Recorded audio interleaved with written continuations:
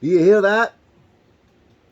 Do you hear that, everybody? That is Championship 30. That's what we got right here. This guy right here, Jack Perry. Not Jungle Boy. He's not swinging through vines. He's not walking around in the grown-up jungles worrying about a python or Shere Khan to come and get him. No, no. We're looking at Jack Perry now. This rich, snobby, better-than-you attitude of Jungle Boy, which actually is his saving grace. Because when he was Jungle Boy, I'm going to be flat out honest with you guys, I could care less about his matches. When I would be there live, I didn't get excited when he come out. Oh, sure I do. Because that was fun to do. But that was the only thing he had going for him.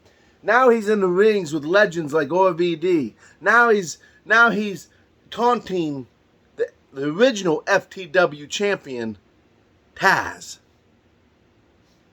And it dawned on me that this new attitude, I think we could have a future World Heavyweight Champion on our hands. Now, I may be jumping the gun.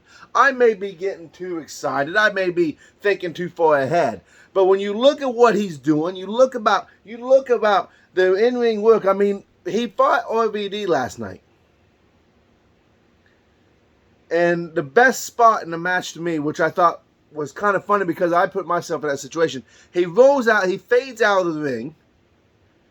RVD turns his back. He gets back in, and RVD turns around right after him. He rolls back out of the ring. It was so subtle and so small, but boy, did it work. And this whole match last night worked on a show that really, up to that point, wasn't really all that exciting.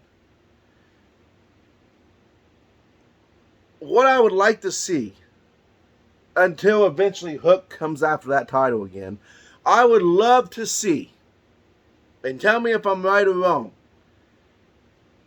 I would love to see Jack Perry go against some ECW original guys for a little while. You know, RVD was first. Maybe throw in a Tommy Dreamer, have him come over from Impact. Maybe throw in a Bully Ray, have him come over from Impact. You can bring some guys that's still active, and you just had Sabu on now. Bring guys that are still active from the ECW times, because AEW is the ECW of the 2020s. But bring in these guys, let him go against these legends, because one thing's for sure, you bring a legend into the ring, you're going to get viewership and you're going to get ratings if that's what you really care about. But you're going to get people excited, because we all know as wrestling fans that RVD's not going to be around a whole lot longer. We know, like, if they bring in a Tommy Dreamer, he's not going to be around a whole lot longer. And I wish so badly that Taz was in in-ring shape, because I would love to see Taz challenge Jack Perry for that championship one more time.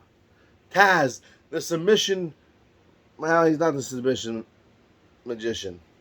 The suplex machine, I think, is what they call him. I could be wrong, so if I am, I apologize. But they have something special in Jack Perry right now, and I really, really hope that they continue to build him and push him. He's doing so many things right. He's not taking any care of that title. Tony Schiavone had tested to it last night. He's dragging it on the ground. He doesn't care about that title. That thing is just something in his possession that he doesn't even care about. It ain't this baby belt, though. This thing is fashionable. This thing is all right. But, man, they have lightning in a bottle with Jack Perry. And if done correctly, you can definitely tell Christian was his mentor, because everything that Jack Perry's doing, when Christian is a heel, watch when Christian's out there, Jack Perry's doing. And he's doing it just as good, and he's learning to do it even better. So I'm really interested to see what's going to continue to happen.